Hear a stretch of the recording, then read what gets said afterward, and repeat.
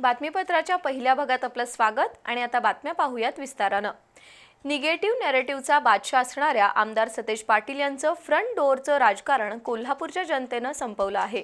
आता ते बॅकडोअरच्या राजकारणात गुंतले आहेत अशी खरमरीत टीका आमदार राजेश क्षीरसागर यांनी सतेज पाटील यांच्यावर केली।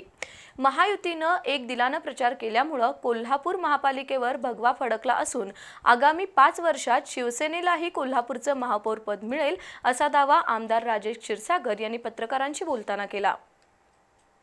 महायुतीच्या सर्वच नेत्यांनी एकदिलानं प्रचार केल्यानं कोल्हापूर महानगरपालिकेवर भगवा फडकलाय।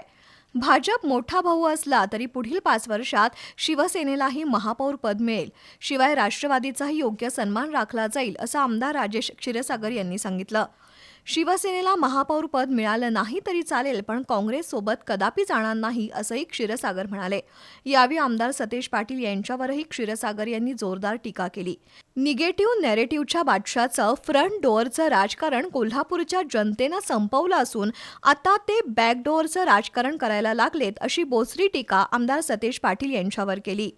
बोगस मतदानाद्वारे त्या ठिकाणी बोगसगिरी केली जाते, निवडणुकीच्या दिवशी त्या ठिकाणी बूथ कॅप्चर केले जातात आणि मग हे असं करून शेवटी मी फार शहाणा आहे असं दाखवण्याची जी प्रवृत्ती आहे त्याला लोकांनी या ठिकाणी चोख उत्तर दिलेलं आहे। मी ज्यांना निगेटिव्हचा बादशाह म्हणतो त्यांनी परत एकदा काही निगेटिव्ह निगेटिव्ह सेट करण्याचा प्रयत्न केला। सतेज पाटलांचं फ्रंट डोअरचं राजकारण लोकांनी संपवलेलं आहे, तर त्यांनी बॅक डोअरच राजकारण करावं। आम्हाला महापौर पद नाही मिळालं तर चालेल, आम्ही महायुतीसोबत राहू, पण आम्हाला महापौर पद मिळणार आणि आम्ही ते घेणार। बऱ्यापैकी बघा हद्दवाढ व्हावी ही सर्वांचीच मानसिकता झालेली आहे आणि निश्चितपणे मला खात्री आहे की लवकरात लवकर कोल्हापूर शहराला आम्ही गोड बातमी याविषयी पुरवू।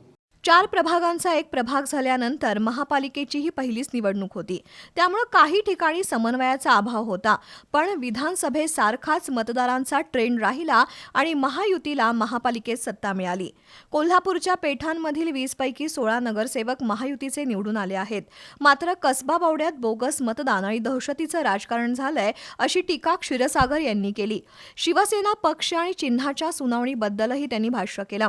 जनतेच्या कोर्टात एकनाथ शिंदे यांच्या नेतृत्वाखालील शिवसेनेला मान्यता मिळाली आहे।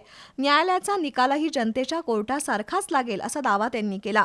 महापालिका निवडणुकीत ज्या निष्ठावंत कार्यकर्त्यांना उमेदवारी मिळाली नाही त्यांना वाऱ्यावर सोडणार नाही। राज्यातील आणि महापालिकेतील सत्तेच्या माध्यमातून त्या कार्यकर्त्यांना बळ दिलं जाईल, तसंच विविध महामंडळ आणि समित्यांवर त्यांना संधी देण्याचा प्रयत्न असेल।